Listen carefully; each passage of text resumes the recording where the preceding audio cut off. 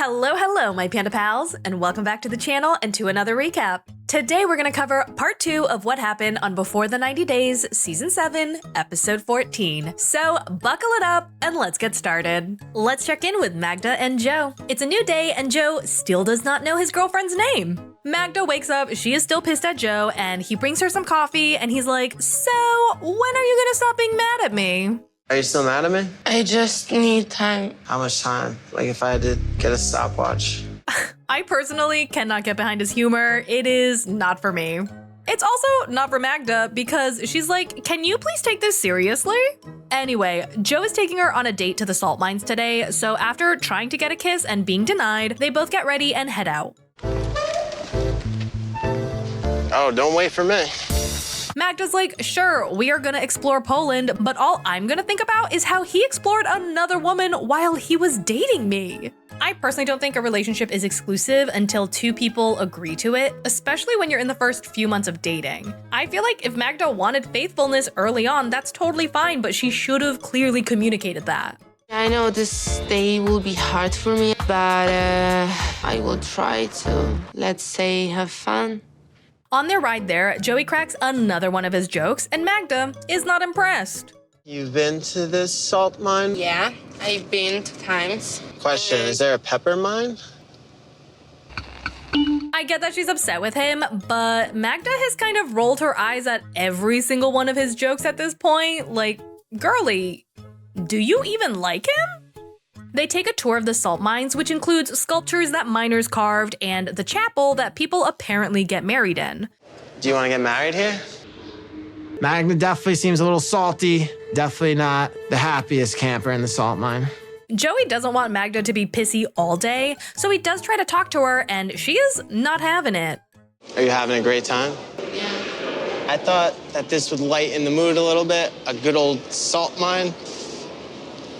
He then apologizes for the other day, and Magda finally tells him that she's worried he's gonna hide things from her or cheat on her again. And Joey is like, baby, you are the only one for me.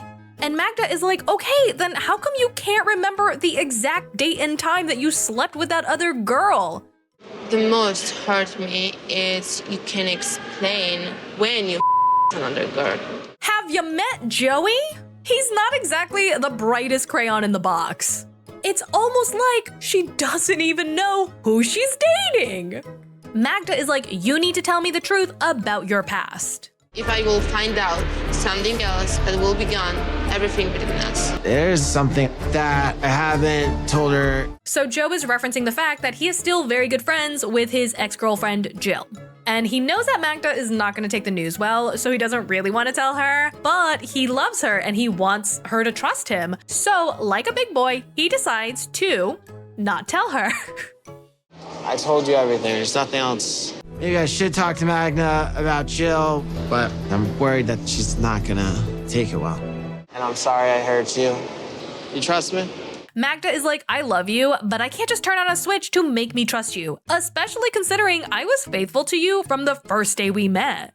I'm only yours for the first day. I'm only yours now, forever. Promise? Promise. Joey tells us he does not think being friends with his ex is that big of a deal, especially since they dated 7 years ago. I don't view her as an ex-girlfriend, so I decided not to tell Magda because I don't want that to be an issue. That is what we call the incorrect choice. But I'm also not surprised he went that route. Magda tells us, I love Joe and I want to trust him, so hopefully he will just change everything about himself and become a completely different person, preferably a more mature person. They leave the salt mines and Magda, she's not feeling so great. She's got a major headache. So they head home and Joey plays nurse for her and she's like, oh my god, I've never had a partner take care of me when I'm not feeling good, so this really showed me that he loves me. I see like it was right to forgive him. Yeah, since you're the one that has the brains, we have to protect them. You're right. It does make me a little bit sad that basic things like taking care of your partner when they're sick is such a rarity that people treat it like something so monumentally special. Like, Joey isn't going above and beyond right now. He's just doing what a partner should be doing. It's a new day and Nurse Joey makes Magda some scrambled eggs. I did sleep in the bed with her last night, but there was nothing sexual. No judgment if you like your eggs this way, but those look gross. Anyway, Magda's so happy that he took care of her all night and would not stop telling her that he loves her and only her. And she tells us that she's really starting to trust him again. So she decides to have him meet her friends today, and she tells him he has to be on his very best behavior. Let's go. As they say. You're not romantic at all. Oh. Magda, again I ask, are you sure you like Joey? I feel like a huge part of Joe's identity is his sense of humor, and Magda has not been down for 95% of it. Joey gets to meet all of her friends, including Hades. He's your new father. Magda did say if I cheat, dog can eliminate my penis. Yes. Her friends have their concerns, not of Joey, but of Magda, because she tends to take relationships way too fast. She just took relationships too fast. At the beginning of this relationship, they were exclusive from Magda's perspective. From his perspective, it was completely different. Her friends are like, Joey, you know you're gonna have to marry her if you want her to live in the US with you, right? And he's like, yeah, obviously. And her friends are like, okay, good, because it is her absolute dream to live in the States. Do you want to live in the US? Of course. It's like your dream. I love USA. I want to be there.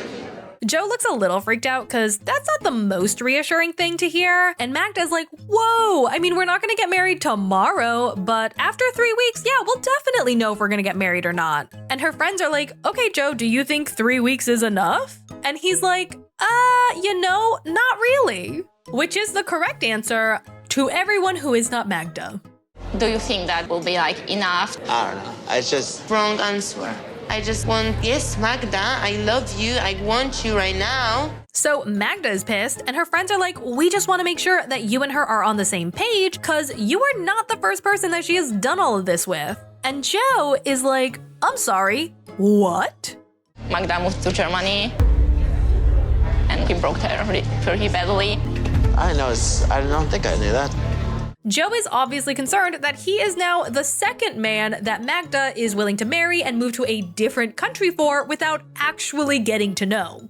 It makes me a little weary. It's a little bit of a pattern for her. It's pretty reckless and a little impulsive. That's definitely a concern. Let's check in with Niles and Matilda. Niles tells Matilda that when they are arguing, she can't just keep getting louder and louder. That is not how things get sorted out. And Matilda is like, I was not arguing. Oh, you sure as sugar were. Niles tells her that he felt attacked by Mr. Ark today, and in the heat of the moment, he directed all of his emotions at her, and that was not the correct thing to do. That was probably not the right thing to do at that moment. I should not have accused you of trying to intentionally mislead me. He goes on to say that he now understands just how important the whole knocking ceremony is, and Matilda is like, why are you acting like I didn't tell you any of this? And Niles very calmly is like, yes, you did tell me some stuff, but Mr. Ark also just told me a bunch of new stuff that you did not make me aware of. If you don't know something, ask me. Let me tell you. Don't go to Mr. Ark and act as if I didn't tell you anything about getting married. Niles tells her all of these mistakes started happening once he asked her family to make all of these special accommodations for him regarding the knocking ceremony. So he's had a change of heart. He no longer wants to do the knocking ceremony and then leave and come back to do the marriage. He wants to do it all now. Now that I know better, I would like to get married to you right after the knocking ceremony. He's like, I am 100% sure I want to marry you, but could we not have a huge wedding? Do we have to have the big party? No, I don't have a problem. Thank you. You better be okay with not having a huge wedding. Can you imagine how insane that would be if she was like, no, I demand a huge wedding after being in that car, yelling at him, being like, I'm not the one who wanted the big wedding. Matilda is sad that she won't be getting that big wedding that she wants, but she's so happy Niles wants to get married on this trip, she's willing to give it up. So now Matilda and Niles are gonna get married in 48 hours, and Matilda is freaking out because she's like, oh my god, I gotta figure out my hair, I gotta figure out my dress. And listen, I know that her family is going to be thrilled that the marriage is happening on this trip, but if I was her mom and I planned a wedding and then had to cancel the wedding and then had to replan the wedding all in a matter of 2 weeks, I would be pretty peeved. Matilda is hella stressed because they're about to tell her family they are actually getting married, and the family has to come up with a bride price on the spot, and the wedding is happening tomorrow. Assuming that they allow such a big change on such short notice, we discussed the terms of the bride price right then and there. Niles doesn't love feeling like he's buying his bride, but he does understand it is an important part of her culture. More importantly, he is broke, and he was not planning on paying for a bride price or a wedding, so he's really gonna need Mr. Ark to convince her family that she ain't worth that much. Mr. Ark tells her family that Niles is gonna get married on the same day as the knocking ceremony. Her mother is clearly thrilled at the change of plans, and they start negotiating the bride price. Full piece. Full piece. Not understanding a word that's being said, I'm kind of worried about this. Mr. Ark then pulls Niles aside, and he tells him that he's gonna have to buy cloth, a bag for the cloth, some schnapps, and the wedding attire for both him and Matilda, which comes to around 4,700 cedis. Mr. Ark could have worked them down a little lower. I was like, okay, what is that, $100? Nope. Niles tells us that that is closer to 400 US dollars. And no, he does not have that money. Given how much I've spent on this trip, that might be tough to come by. I haven't exactly told Matilda the full story on my financial situation. The pair head out to get everything ready for the wedding, and Matilda brings Niles to an ATM so he can take out that $400, and he is freaking out because he has no idea how much money he actually has left in the bank. Niles drains his account, and he comes back with $100. Holy smokes, he is almost as broke as Lauren. I mean, now we know why he was freaking out about buying her that $80 dress. So Matilda is like, how do you only have $100? That's not even enough to buy my wedding dress. And Niles is like, yeah, so now might be the best time to tell you that I've actually been keeping a secret from you. Just before I embarked on this trip here, I lost my job. Oh my gosh. I was legitimately not expecting that. So yeah, apparently the day before he left for Ghana, he got a letter from his job that said, hey, we're letting you go because it's just not working out. Between the travel expenses, taking Matilda shopping, the dinners, I just wasn't paying attention to my balance. Not exactly the best thing to do when you have no income. Matilda is obviously sad that he lost his job, but she's more frustrated than anything because Niles keeps lying to her. If he was honest with me, we could have negotiated lower for the bride price. Now he's agreed to it, and we can't go back. So what is Niles' big plan, you ask? He's going to ask Mr. Ark if he can cover the remainder of the expenses. If he won't help me pay for the rest of this wedding, I don't know where we go from here. And that, my Panda Pals, is all I got for you today. I hope you enjoyed this one, and if you are not subscribed yet, go ahead and click that subscribe button, give this video a big thumbs up, and let me know down in the comments below what you thought of this one. I hope to see you for the next one, and as always, thanks for not letting me ride this train wreck alone. Bye!